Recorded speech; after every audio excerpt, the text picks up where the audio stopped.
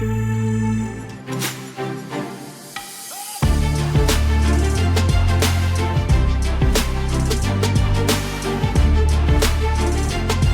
Sports Tech Nation 2021. My name is Josh Friedman, reporting from chilly Chicago, Illinois, here in the U.S. It is great to be back with you for a second straight year here at Sports Tech Nation, brought to you by, of course, the amazing people at Coliseum. I want to thank Oren, Fernanda, and everyone for having me back. It's my second straight year hosting and helping moderate from afar, of course, virtually, and hopefully next year doing it in person. I want to thank Michael for helping out in the morning sessions. From what I have heard, it's been an incredible first 5 hours. It's still a little early in the U.S., so I wasn't able to catch the very beginning of the show, but really excited to bring you another 7 hours filled with amazing panelists and sessions, and hopefully you find them very engaging and informing. A little bit on myself and my background. I am a sports anchor and sports reporter here in Chicago for WGN TV, a local television station that we cover, as you imagine, the sports gauntlet here in one of the best sports cities in the world. Unfortunately, my teams aren't doing too well right now. The Chicago Bears, if you watch American football, have struggled this season. You hear more about the chance for their coach to get fired than anything else, which is never a good sign. But maybe they'll bring in the next Ted Lasso after that, and we can have some fun with the Bears again. Major League Baseball is on lockout, so that is unfortunate, as the Cubs and White Sox are kind of frozen right now for many transactions. But hopefully all those get addressed and we can move on. The Chicago Bulls, of course, are great right now. They've been a success story in the NBA. So at least we have the Bulls, which I know are a worldwide brand. So if you're coming to us from Israel or from Europe or anywhere in North America, South America, I know we have viewers from around the globe, which is incredible. It is so amazing to be back. I actually attended Sports Tech Nation back in 2018, the inaugural Sports Tech Nation in the summer there. I was the only U.S. journalist invited. A group of 10 of us were asked to go to Israel for 5 days and kind of tour the startup infrastructure and ecosystem in Israel. And it was my second time in Israel, so it was amazing to see. So my job today is to keep the ball moving and to get you from session to session. So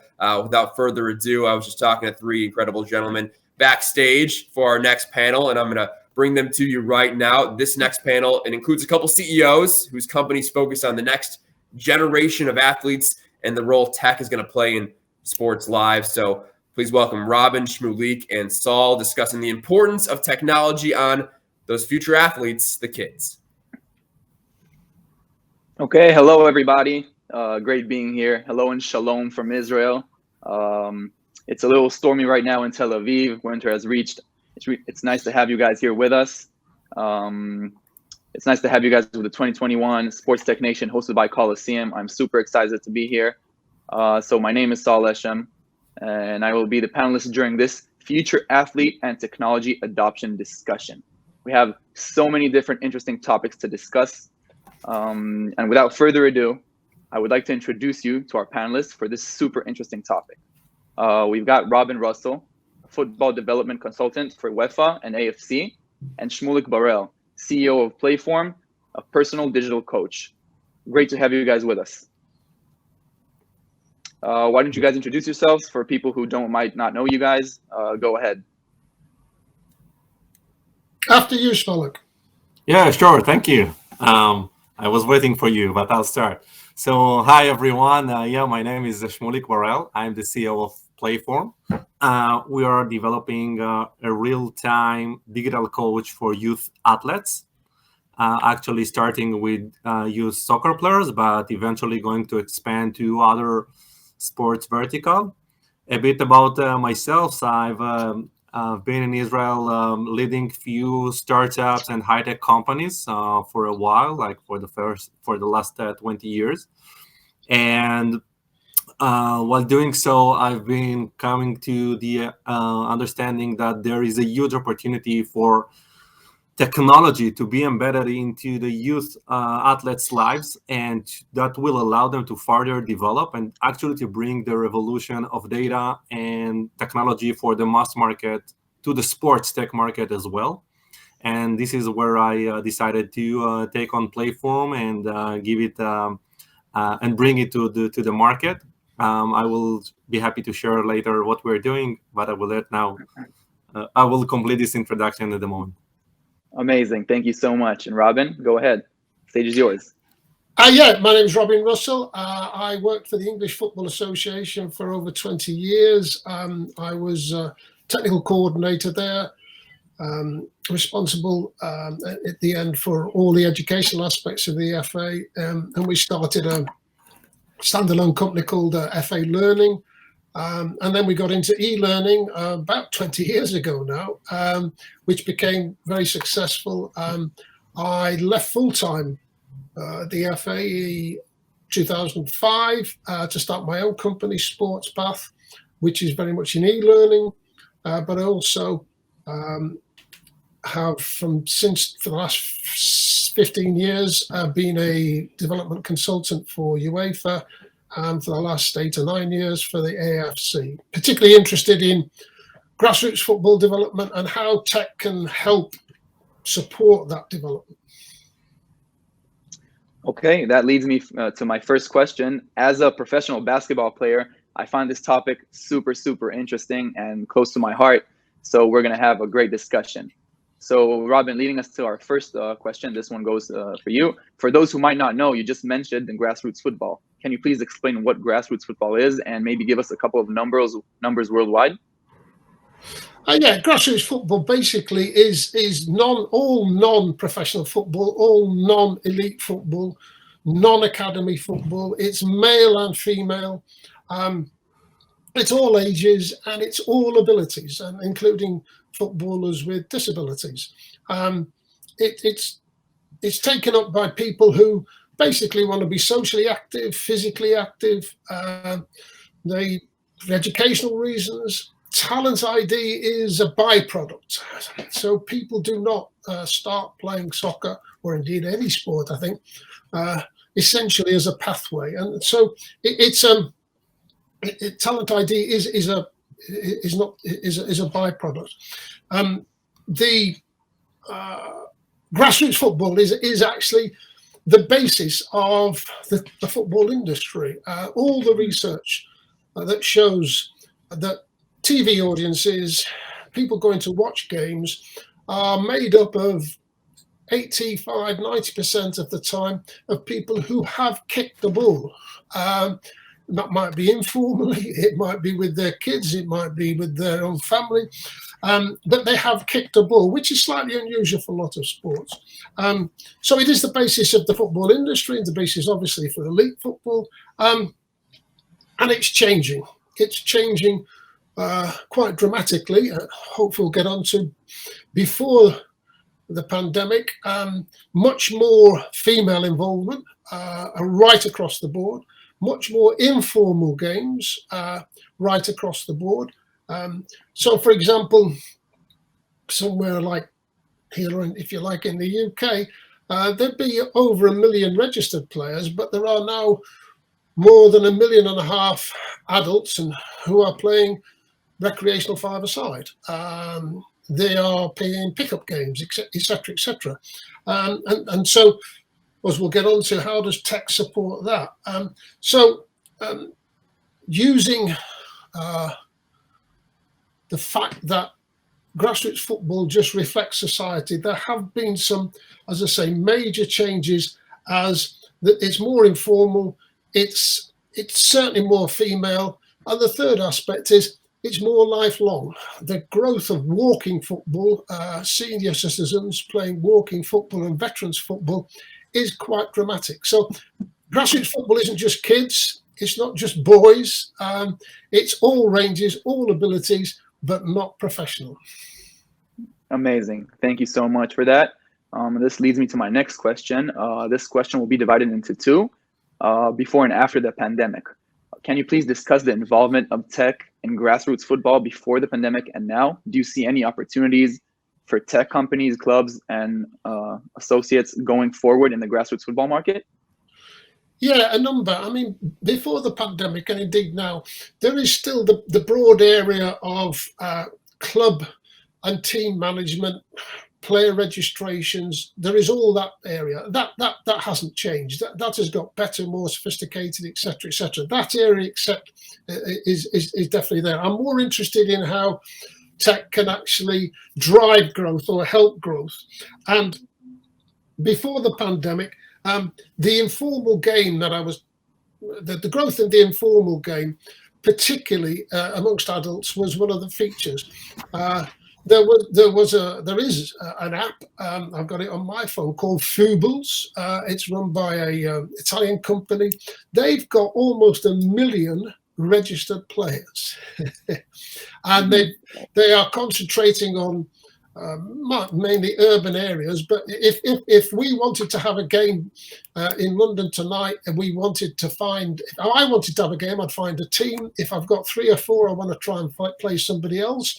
We find a team to play against, and we find a location to play. So the growth of I would say more and more apps that help informal groups get together, play, find a facility to use. There's another one in the USA, Free Play Go, run by an incredibly innovative guy called Ted Croton from Minnesota.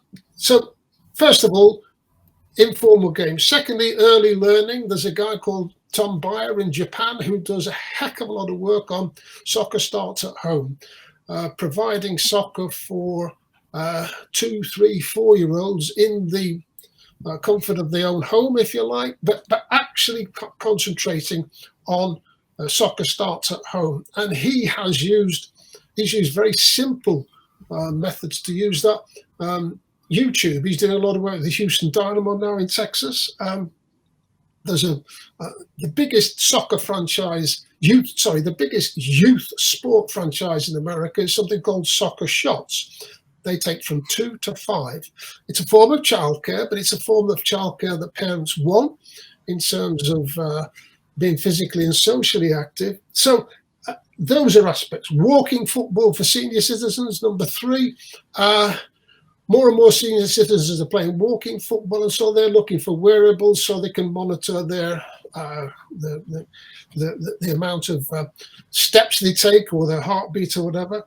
And increasingly throughout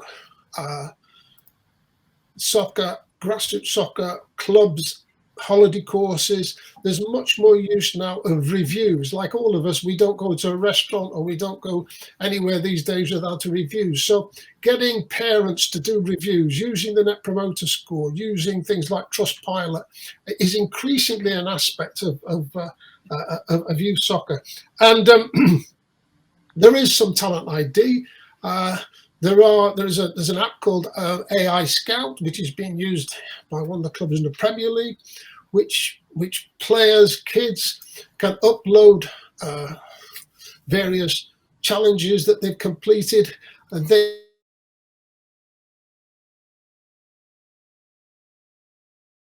are a number. Before the pandemic, there was a number of if you like, technological aids to support those developments. Yeah. Mm-hmm. Okay, amazing. Thank you so much for that, and we'll get back to you, Robin. But I want to ask Shmulik a couple of questions. Shmulik, as you are the CEO of Playform, and as we're talking about opportunities for tech companies, how do you see these advancements of sports tech and implementation of it into the athlete's workout improve their performance, specifically at a young age? Yeah, so I believe that before we're talking about the improvement of youth athletes, we have to talk about how we actually keep them in the game.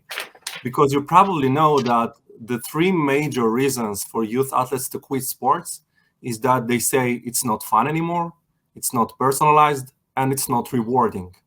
So these are the main reasons why youth athletes quit sports. And I believe the tech can solve all of this. So first of all, we have to keep them in the game, and then we have to improve them.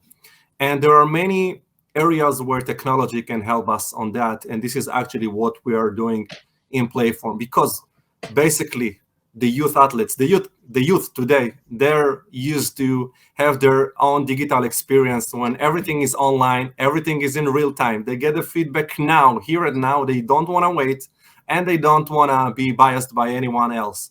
And this is where sports tech technology can actually take this experience from other industries, from other verticals, and implement them in sports tech. So first and foremost is actually using data as a basis to be able to really personalize the player development path.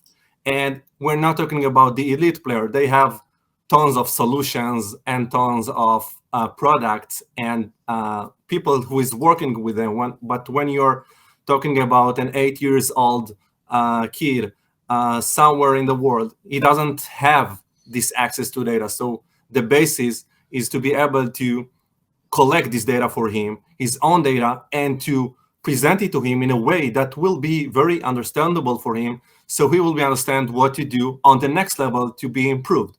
So data is I would say, is the basic for that. Second, there are many technologies today that are starting to pop up more and more, which actually allows us to provide an accessible and affordable solutions to youth athletes to improve them.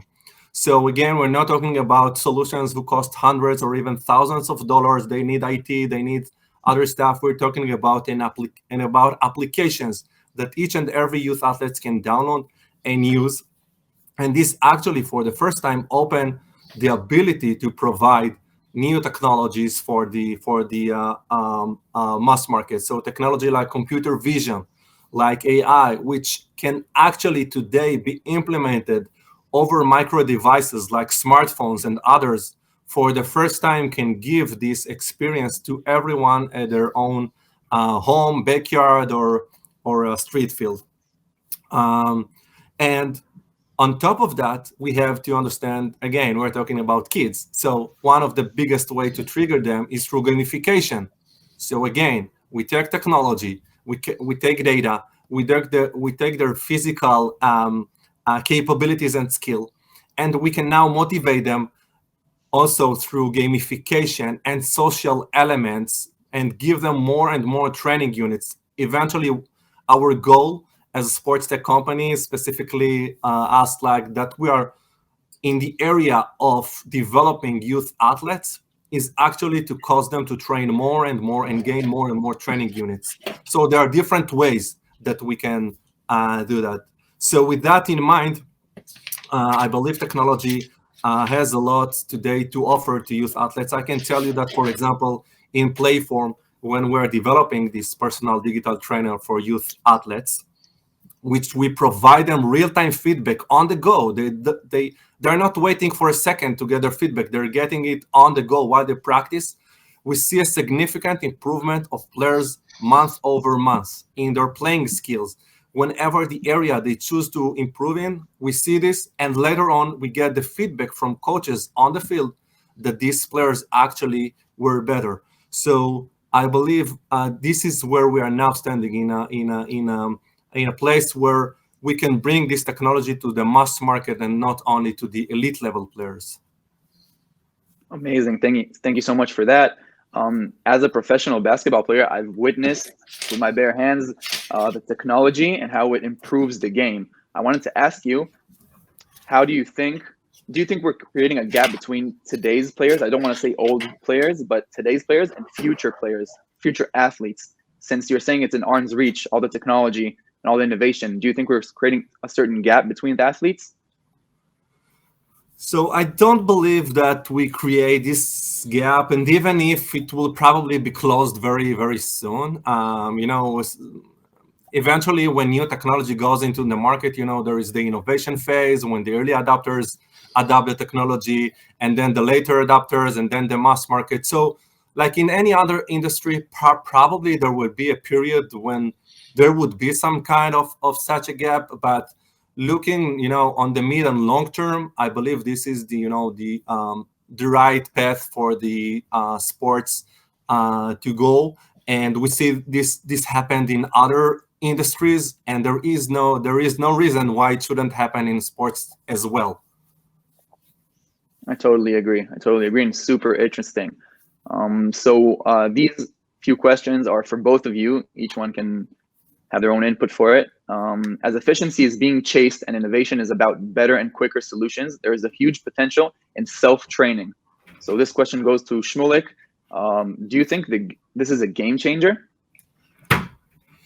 Yeah, so when you're looking on the self-training market, not only sports, I'm not talking only sports now, it's a huge market and it's growing very fast. So actually self-training apps revenues expects to reach $200 billion in 2026.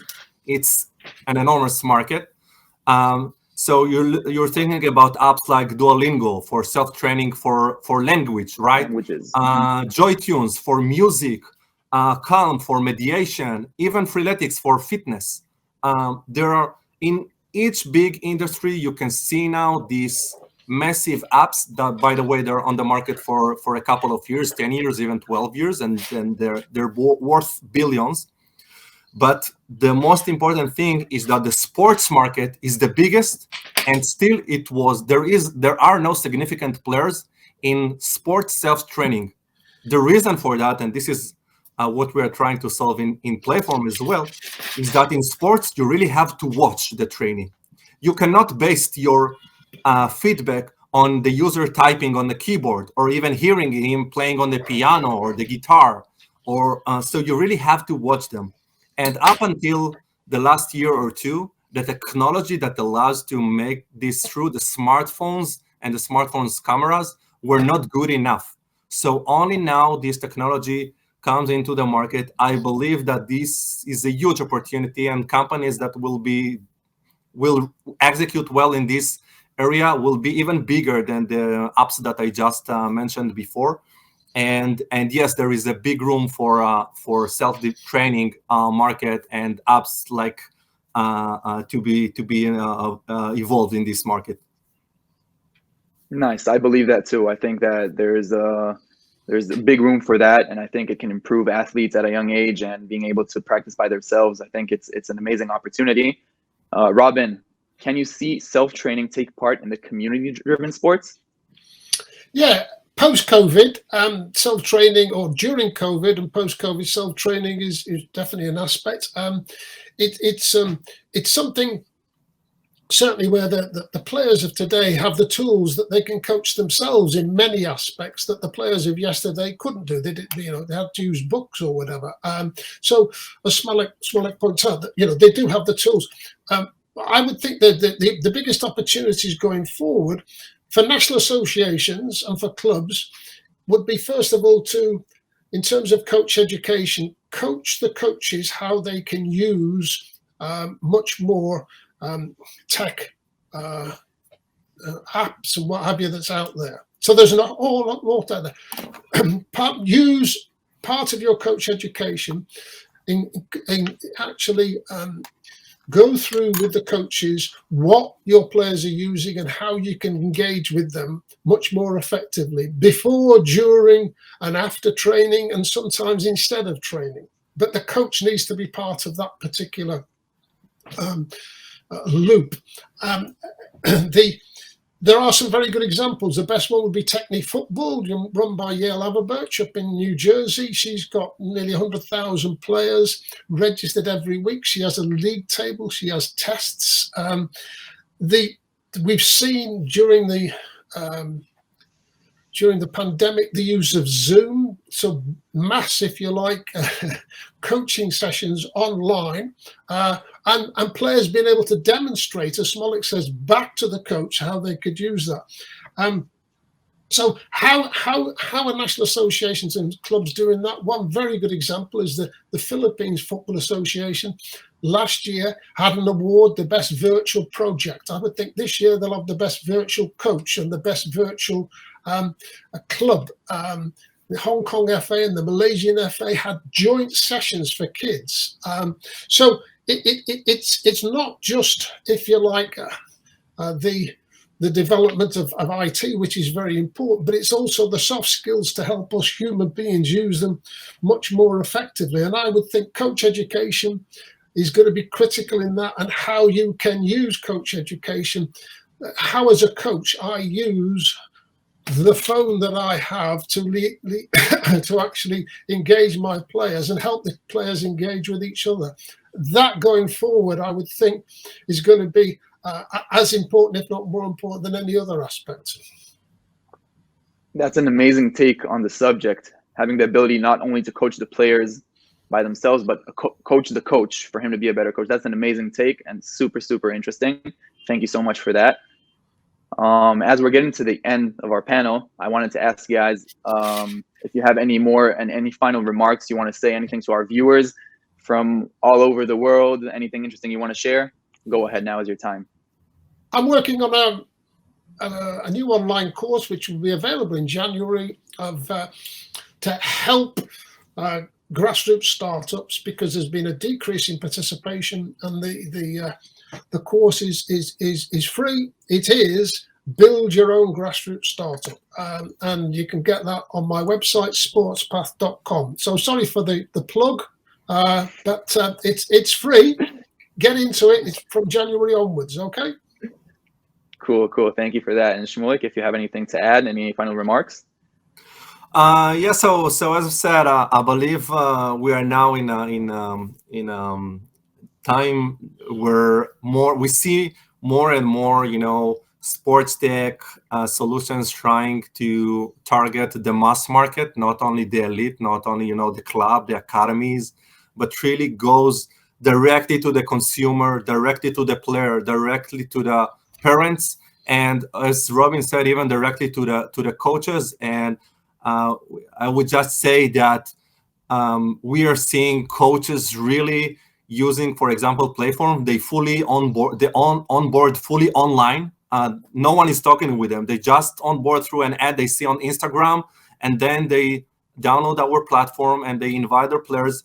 And we see how eager they are to get this data about the players and about their teams, and not only about themselves, to see how they're doing relative to other coaches and how they improve. So I really see more and more, solutions coming into the end users, and which I believe when there will be more and more companies that will do so, we will be able to transform this market.